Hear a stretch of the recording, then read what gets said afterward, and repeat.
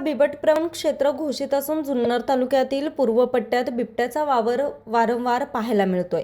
शुक्रवार दिनांक 20 मार्च रोजी सायंकाळी वैशाखखेडे पिंपळवंडी परिसरात 7 ते 7:30 वाजण्याच्या सुमारास किशोर अनिल काकडे यांच्या राहत्या घराजवळून बिबट्याने त्यांच्या पाळीव इंग्लिश मांजरावर अचानक हल्ला करून भक्ष्य बनवलंय। बिबट्याच्या या वारंवार होणाऱ्या हल्ल्यांमुळे कोणताही अनुचित घटना घडल्यास वन विभाग त्याची जबाबदारी घेणार का, असा प्रश्न नागरिक उपस्थित करतायत। न्यूज रिपोर्टर निलेश शिंदे, आज 24 तास, पिंपळवंडी।